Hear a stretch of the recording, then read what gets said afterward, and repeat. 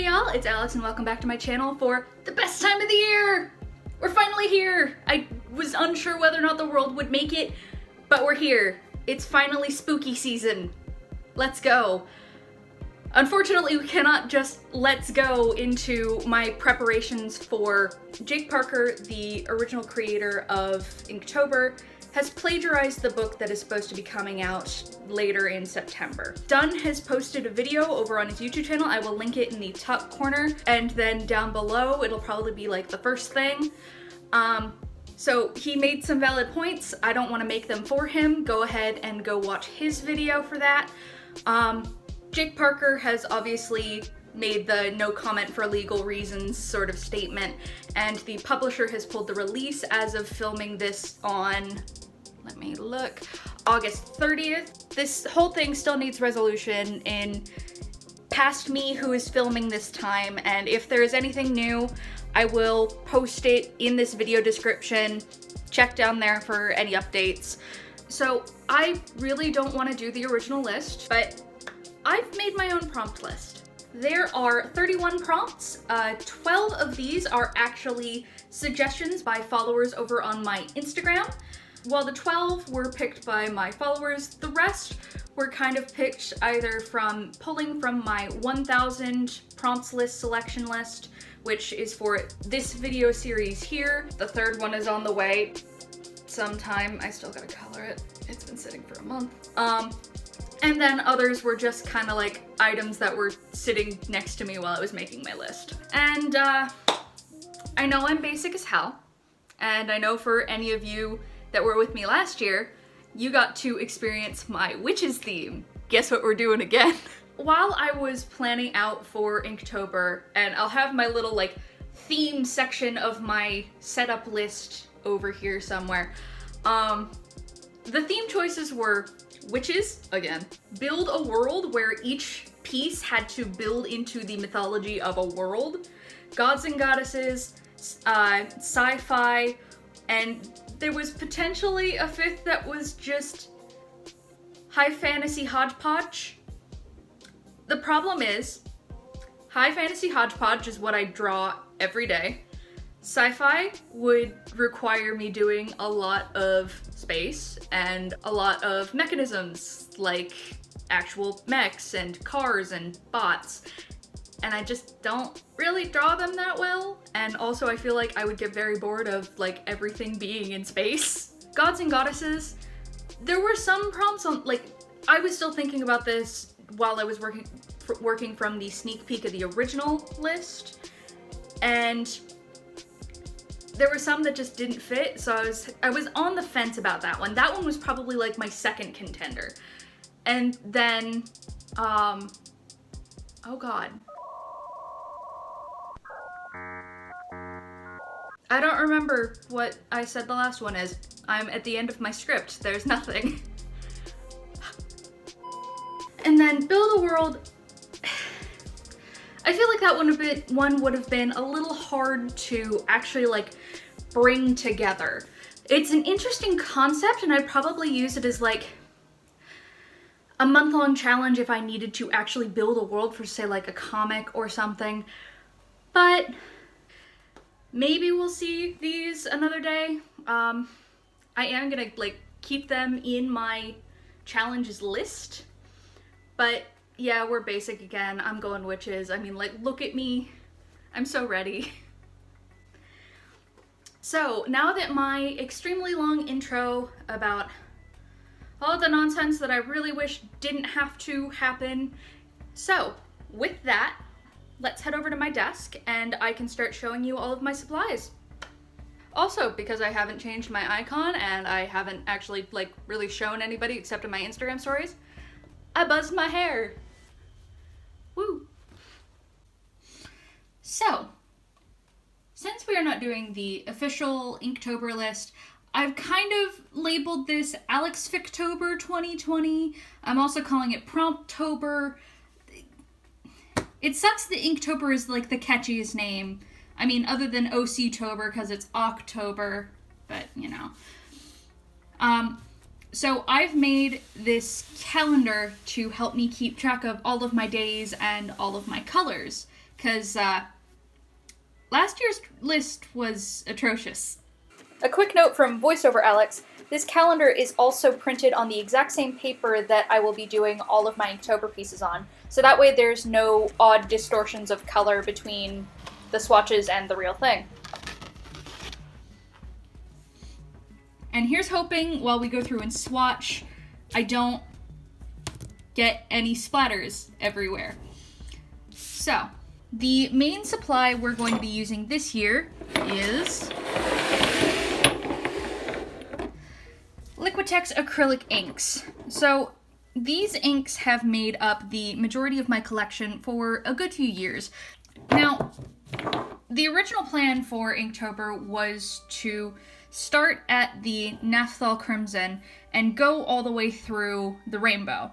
However, while I was going through and picking my prompts, I originally put Ancient here, and I had a thumbnail for it originally because I think that's the only thumbnail that hasn't changed between knowing the original list and making my own. And this one was originally going to be this Naphthal Crimson. And once you actually see the piece, you'll know why I'm gonna say, yeah, I can't let that happen. So I decided to go through, and each one has a picked color based off of the thumbnail I created.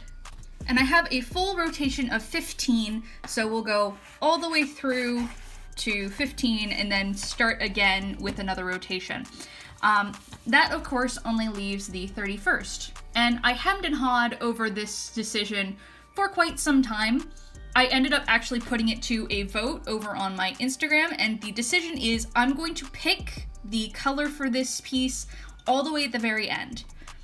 I have two I'm pretty sure I'm going to be picking. They're actually two of the newest to my collection, but I'm going to be picking kind of whichever works best with me and works best with the piece at the end. Let's see here. I'm going to make this look a little prettier real quick.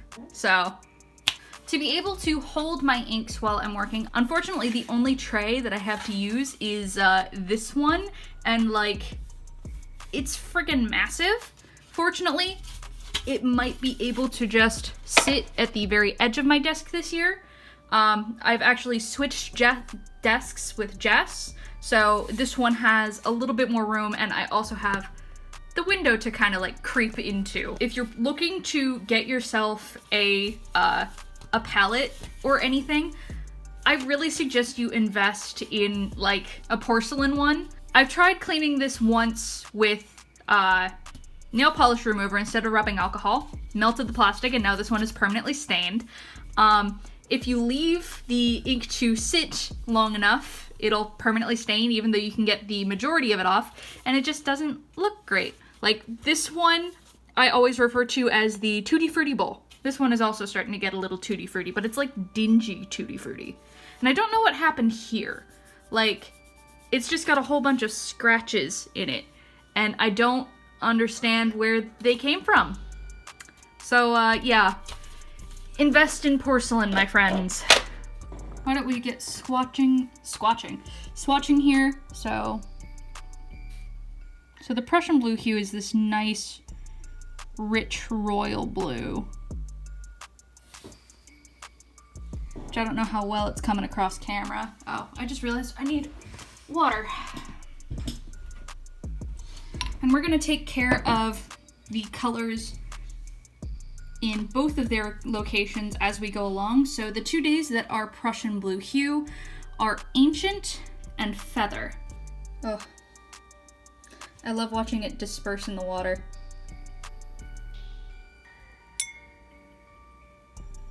Next, we'll be able to see what exactly I'm talking about with this muted gray. So this is quote unquote muted gray.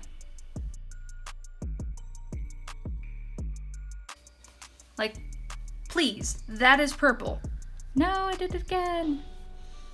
The two words with muted gray are hollow and row. Also, for those who are curious, I do all of my my cleaning of brushes in these little novelty Coca-Cola glasses. They're great, except for the fact that I also have large drinking glass versions of these Coca-Cola glasses, which means that occasionally I will try to grab for those instead. Next, we'll go in with Muted Turquoise. For those who are also questioning why I didn't use the little circular tray, individual trays down at the bottom, I try keeping these only for the gray inks that I'm going to be using, which we will get into a moment. Muted Turquoise is for Gust. It's a nice dark blue turquoise, like a teal. And let's see, Muted Turquoise and Teeth. This water is going to be pretty until I get to Honor. All right, Muted Green is going to be Stone. And where is it? It's Adventurous. I have to say Muted Green is probably my favorite of the muted set. Now, let's ruin a color palette. I'm going to actually change out brushes. So we have a cool tone brush and a warm tone brush. And I think, yeah, these brushes are about the same size. So, yellow medium azo as opposed to yellow orange azo. So let's go for that. So yellow medium azo is for Honor and Straw. There's a little bit of gray still in this brush, ain't there? Yeah, there's still a little bit of gray coming out of this brush from something. This color will be a little bit brighter in the actual prompt. That's rather unfortunate. Do a nice deep clean of all of your brushes that you plan to use before. All right, so now on to yellow orange azo, which I'm actually really excited for how this will, how this one will go in its prompt. And then also Bust all the way at the end here. Ending on a light note. So as I was formulating this list, part of me was tempted to just go through and reorganize the list based into a rainbow, but I really liked the order I had struck up already. So Sweet and, where are you? Broken are Naphthal Crimson, this nice deep red. All right, back to the other brush for Turquoise Deep, a nice lighter turquoise, that more green tone. So the two words are Mist and Monument. I honestly didn't mean to alliterate with this color. Next is Cerulean Blue Hue. This is the one that's the only opaque in my entire collection.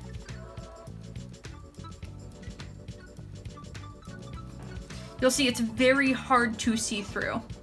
So the two words for this are Cozy and Atmosphere. I realize on the list that I put on my Instagram, I spelled cozy the British way, and here I have it the American way. So, and I think it's also spelled the British way on my original formulation list. But bringing you in close here, you can really see the difference between how thick this looks as opposed to this. This is very much more a typical amount of paper that you're seeing through. It's bright. And I'm very surprised that they made this color opaque when it would have made an absolutely beautiful translucent color. We'll see how it thins down. I probably will have to thin it down to be able to get it to match the background ink that I'm going to be using, which still gonna get to that in a second. We're gonna go through all these colors first. So next is Dioxazine Purple. A little bit of this one goes a long way, and it's this nice rich purple. So the two words for Dioxazine Purple are Starlight and Dragon. Next onto Vivid Red Orange. Where's the brush? Oh, I switched brushes, didn't I? Went over the line a little bit there. Vivid Red Orange is going to be the color for Egg and Drip. And the Homebrew Red, which is my blood red here. I gotta be sure to mix it up before every use, but it's gonna be Dead and Eyeballs. So it's more of a dried blood color, and it will dry a little bit more brown. I think in my next mixture, I'm going to try a new ratio and maybe also try a few new inks. So next is Sap Green Permanent. So the two words for Sap Green Permanent are epaulette and pitch. Onto Muted Pink. Muted Pink I was originally really excited for because when they advertised it, they used a nice dark kind of like bloody red color. Then when it came to me, it's just too late. And last but certainly not least, we have our Muted Violet. And those words are blueprint and bugs. I thought about this year putting all of my Inktober pieces into one sketchbook, and I bought a little field artist 6x6 sketchbook, but it's just too small. So once again, I will be working on the Canson XL watercolor paper. I would like to step it up in some year.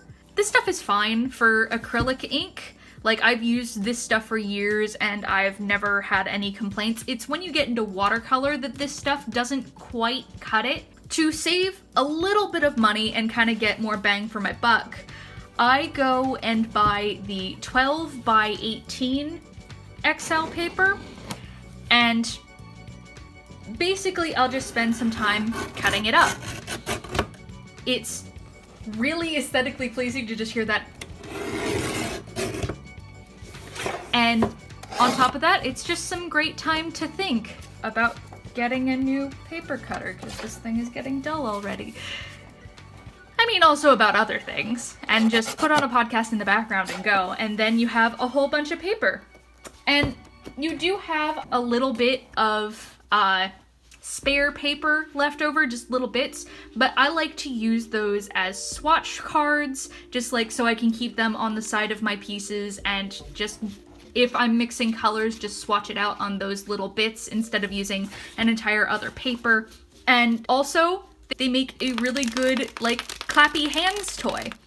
Or a cat toy, if you, like me, have a cat whose favorite toy is paper.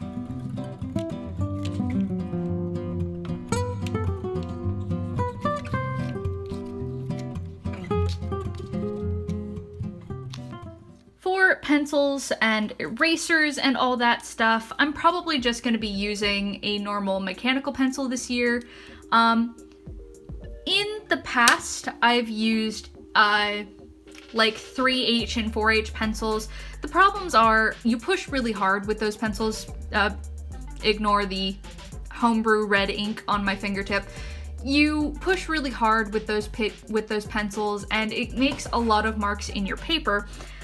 And on top of that, it's really hard to see on film. Like, no matter what I do to my brightness, I'll overexpose everything else just to be able to get the video of me screwing up one line in a pencil for 5 minutes. So, unfortunately for me, I am also going to be using a kneaded eraser. I really don't like these things. I find them kind of disgusting. And also the fact that this thing is absolutely full of cat hair doesn't make it any better. The thing is, it doesn't pick up the ink in my line art as much as my other erasers do. So I'm stuck with this thing until someone makes something better. For my line art, I will be using the Sacra Pigma Micron pens. I typically use the PN at this point, though I will have to say it is a little tedious. You have to hold it in a very right way for the plastic nib to give me the thickness I want, so I spend a lot of my time line, oh, it's too thin, turn, line, still too thin, turn, line. Okay, now we go. But the thing is, the 05, which I originally used, is too small, and the 08, the next size up, is too big. So I just need something in between there that isn't a 02. The smallest of details, I usually don't go any lower than a 02. I find that the 005 and 01 are just too small for my art style. And for anybody who seems to have trouble with smudging or lifting with these inks, I suggest that once you actually like do your line art, step back for about 5 minutes and then come back, because if I go to erase right after inking with these, I'll get smudging all over the place. However, if you do wait a tiny bit of time and then come back to it, I feel like they've had enough time to like sink into the paper, you know? For brushes, I'm probably just going to use whatever brushes I happen to grab at. Those brushes typically end up being round tip brushes of various sizes. I'm so glad I have this super tiny one now. Originally, I was using this super tiny one, but now I have one that's even smaller. Ah, it's so cute. I love it. However, I do have a new addition. Well, two new additions. Potentially, I'm going to be using these pens. I'm not going to be doing anything like drastic with them quite yet. I may or may not be saving that for a future video, but these will be seen somewhere in the rotation. I do have some larger brushes over here. I got this brand, the Kneaded. They're probably some off-brand nonsense that I bought from Amazon. I bought these with the intention of doing D&D miniatures painting. Haven't gotten there yet. I have the miniatures just sitting on my desk, but haven't actually done them yet. Then I've got, I'm pretty sure these are Speedball pens. And then these are the newest set to my collection, the Royal Clear Choice. I bought these for my birthday, and already, I'm pretty sure it's this one, has started losing hairs. It started shedding when I was using gouache, so it's not the happiest of campers. I've got a wide range of brushes that I will probably be grabbing for, and it'll probably just be random throughout. But you might be wondering, okay, we have all the colors, but are you doing the entire piece in one color? Are you doing like little hint, like what exactly is the color for? So I'm going to be doing illustrations. At least the plan right now is to do illustrations in a style similar to this. This is one of my, unfortunately, Inktober 52 pieces that I just did recently. Yes, it's for week 2. I've been going through them as preparations for Inktober, but I really like how this one is just like, the color is focused in one subject. Well, technically 2, but like, it's less color usage. Hi, baby.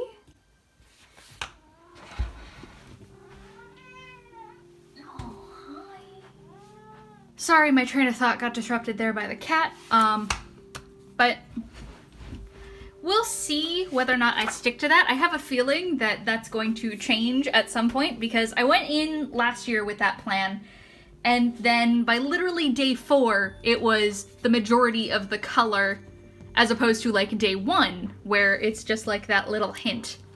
And that's brings me to another thing. I will not be using any metallics in this. If I want to make prints of anything, metallics make it so hard.